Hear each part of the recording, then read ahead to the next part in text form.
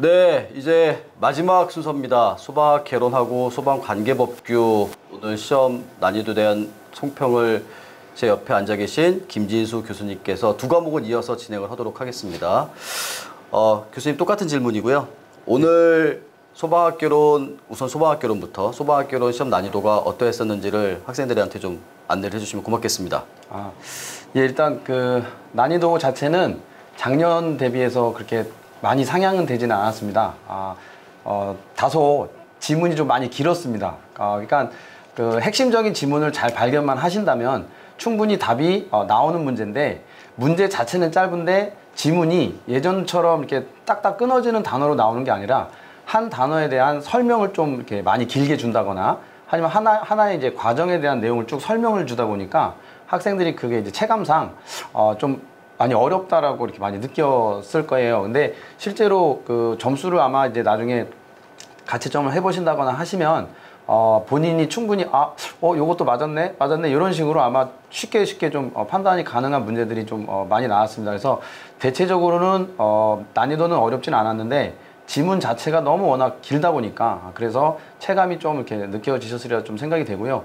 그 다음에 이제 뭐 간략하게 좀 얘기를 해드리면 재난 파트라든가 이런 파트는 수업 때도 뭐 누차 말씀드렸던 그런 파트들입니다. 그래서 강조를 좀 많이 했었던 파트고요. 그 다음에 그 최근에 이제 미세먼지가 또 재난법에 많이 수록이 돼서 등록이 돼서 그거랑 관련된 문제를 또 제가 아마 찍기 특강 때 말씀을 또 드렸었고, 그 다음에 계산 문제가 딱 한 2문항 정도가 출제됐습니다, 사실. 근데 다 예년에 나왔던 문제들이었는데 하나는 약간 응용을 또 했습니다. 그래서 특히 이제 그 화재하중과 관련된 문제가 하나가 나왔는데, 예전에는 물질을 하나만 갖고 얘기를 했는데 지금은 이제 2가지 물질을 가지고 이제 계산하라고 문제가 나왔더라고요. 그래서 그것도 제가 이제 수업 때 다 해설을 해드렸던 부분이고, 그다음에 찍기 특강 때도 계산 문제가 뭐가 나올 거 같냐라고 했을 때 대략 뭐 현열이라든가 또는 이제 화재 하중이라든가 이제 작년에 나왔던 부분은 아마 좀 더 보고 가셔라라고 제가 말씀을 좀 드린 적이 있었습니다. 그래서 그거만 좀 감안하셨다면 특히 뭐 크게 어려웠던 부분은 많이 없었을 거라고 생각을 합니다. 네, 그러면 개론은 그러했었고요. 네. 법규는 어땠습니까, 예년에 비해서? 법규도 사실 이제 지문이 원래 법규는 사실 이제 길잖아요. 뭐 이제 수험생들 다 아시겠지만, 그래서 모의고사 때나 이럴 때 연습들을 좀 많이 하고 가셨으면 충분히 또 답이 나오는 문제들이 있었는데, 공채는 사실 난이도가 작년에 비해서는 한 2~3문항 정도가 조금 난이도가 좀 있었습니다. 그래서 이유는 뭐냐면 예전에 2년 전, 3년 전, 그러니까 그 공개된 시점부터 벌칙과 관련된 그 문항이 따로 별도로 나오진 않았거든요. 근데 요번에 벌칙 관련 문제가 공채 부분에서 한 2문항 정도가 나왔고요. 그 다음에 그 개정 부분이 또 하나가 나왔습니다. 그래서 올해 3월 달에 공사업법이 하나가 개정이 됐는데, 물론 여러 개가 개정이 됐는데 그 중에 한 문항이 또 출제가 됐습니다. 그래서 완공검사 할 때 현장에서 나가서 이제 확인해야 되는 대상물에 대해서 출제가 또 됐고요. 그래서 그런 부분도 제가 수업 때 항상 또 강조를 드렸던 부분이고, 법규는 사실 개정이 되지 않으면 거의 뭐 수업 때도 항상 얘기하는 게 거의 사골과 같다고 얘기를 많이 합니다. 그래서 우려먹었던 문제 계속 우려먹는 식으로 이렇게 가는 건데, 개정된 부분은 거의 그 새 뼈가 들어온 거나 마찬가지라 거기서 또 계속 우려먹을 가능성이 또 있습니다. 그래서 아마 내년에 준비하시는 분들도 요번에 출제되지 않았던 개정 부분은 좀 잘 정리를 하셔야 될 것 같고요. 그 다음에 이제 제가 법규 수업을 계속 하면서 최근에 이제 6월 달에 6월 초에 이제 또 개정된 부분이 또 여러 개가 있습니다. 그래서 그 올해 12월 중으로 그 개정되는 시행이 되는 파트들이 또 있고요.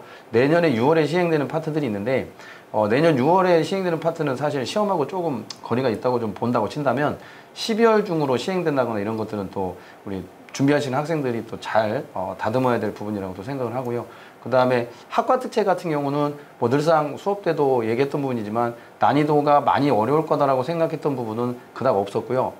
공채 부분에서 아까 잠깐 좀 얘기를 못했는데 그 위험물법 관련돼서는 이제 만점 방지용으로 하나가 또 나왔습니다. 그래서 거의 뭐 보지도 못하는 그런 파트에서 하나가 나왔기 때문에 아마 그거는 거의 대다수 맞히신 분이 10명 중에 뭐 1명 정도? 그것도 아마 찍어서 맞췄을 가능성이 좀 굉장히 클 거라고 생각하고요.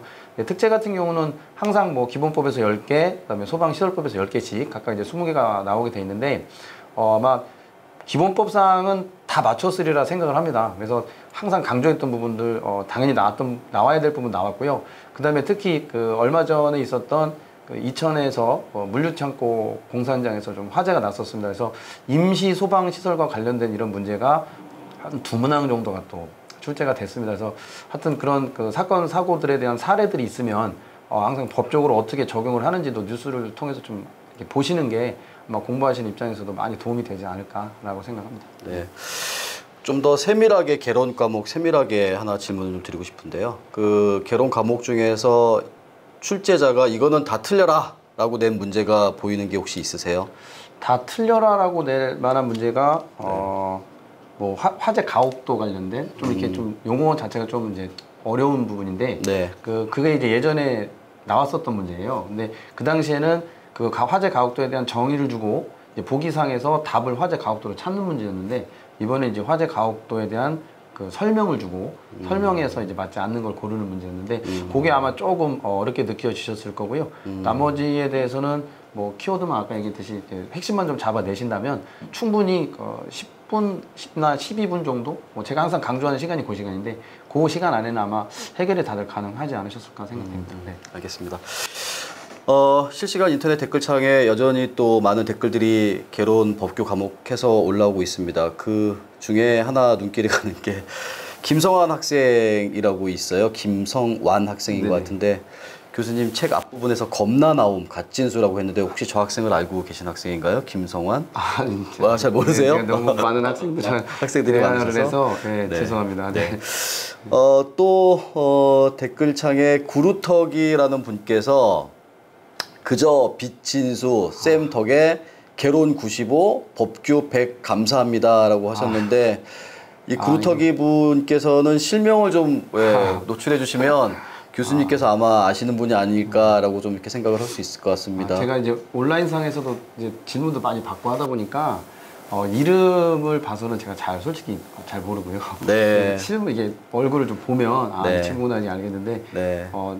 고생 많으셨네요. 아까 다른 교수님들은 다 코로나 때문에 고생하셨다고 했는데 저도 얘기하려고 했는데 까먹었습니다. 네, 그러셨군요. 고생 많으셨고 네. 아무튼 굉장히 잘하셨네요. 이거는 본인이 잘하신 거지 제가 그냥 서포트만 해드린 거라 열심히 하셨습니다. 네.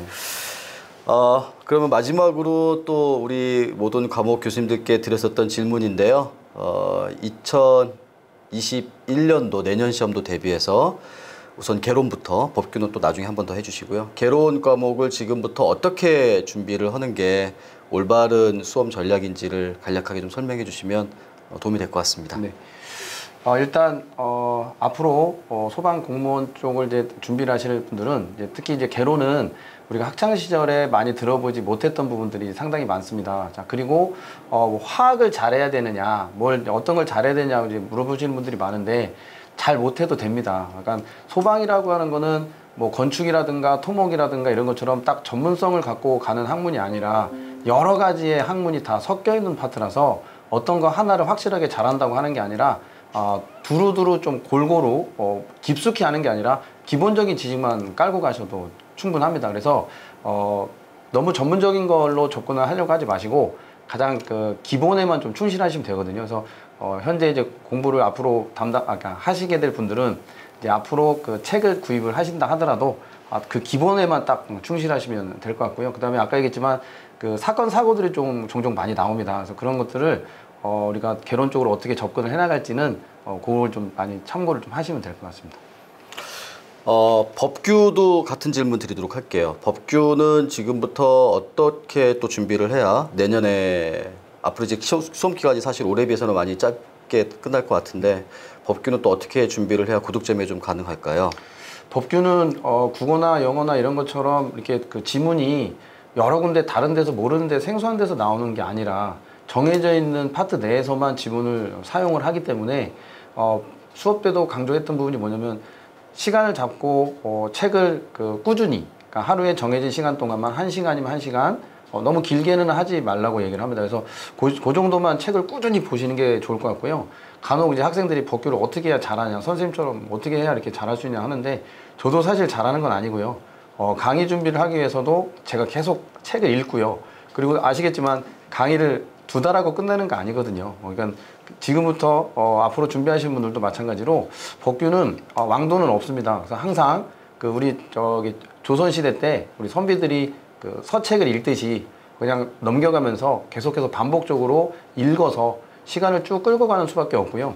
그 다음에 이제 지문 자체가 여러분들 달달달 외우지 않아도 되는 거는 포인트만 잘 잡으시면 됩니다. 그래서 수업 때도 항상 강조하는 게 명령권자라든가 마지막에 하여야 한다라든가 할 수 있다라는 거 잘 구별하시고 그걸 갖다가 달달달 안 외워도 될 수 있는 거는 아까 얘기했듯이 계속 지문을 반복적으로만 읽다 보면 어느 순간 내가 문제를 풀 때 그 지문을 읽었을 때 내 기억 속에 있는 거와 전혀 다른 느낌이 들면 그거는 틀린 지문이라고 좀 확인을 좀 하시면 됩니다. 그래서 저는 법규는 별도의 방법은 없고 그냥 시간 나실 때 그리고 딱 정해서 하는 게 아니라 우리가 이제 스마트폰이 많이 개발이 돼서 그 애플도 많이 까시잖아요. 그래서 법제처 사이트와 관련된 국가법령정보센터라고 하는 어플리케이션이 있습니다. 그래서 그거를 다운을 받아서 시간이 나실 때 이동 중에 웹툰 이런 거는 좀 자제를 하셔야 될 것 같고요.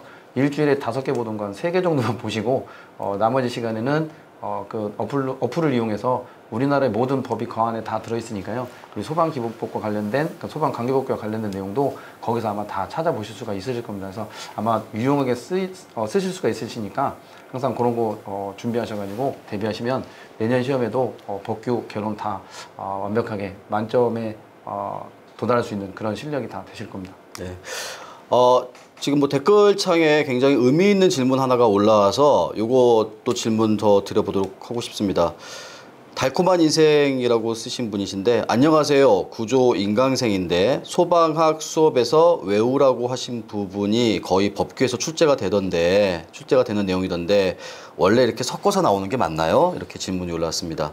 예, 원래 법규 자체가 그 소방학에 원래 수록이 돼 있었던 내용이었는데 요게 2010년 그 이후로 이게 분리가 됐거든요. 그래서 그 아직까지 소방 관련된 소방학 안에 법규 관련된 내용이 수록이 돼 있습니다. 그래서 제가 수업 때 기본적으로 그 다른 법은 몰라도 소방 기본법만은 이제 구조나 그 구급하시는 이제 특채분들, 경찰분들도 꼭 외우고 갈 거는 외우시라고 말씀을 드리거든요. 그래서 그거는 그 공채는 물론 이제 법규를 하니까 안 해도 되지만 구조구급은 법규를 따로 수업을 안 들으시기 때문에 개론 시간만이라도 그걸 해놓으셔야 개론의 문제가 나왔을 때 고득점을 맞을 수 있는 하나의 또 그 준비가 되는 거라서 그거를 안 하시면은 거의 안 된다고 보시면 됩니다. 알겠습니다.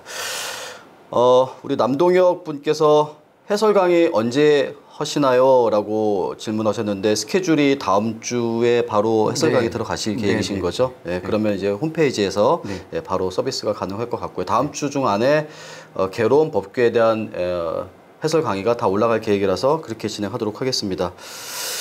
그 다음에 그러면 이제 뭐 추가로 더 하실 말씀은 없으신가요? 학생들한테 더 응원의 메시지 뭐 하실 말씀은 없으신가요? 뭐 아까 못했던 코로나 때문에 시험 준비하시나 참 고생들 많이 하셨고요.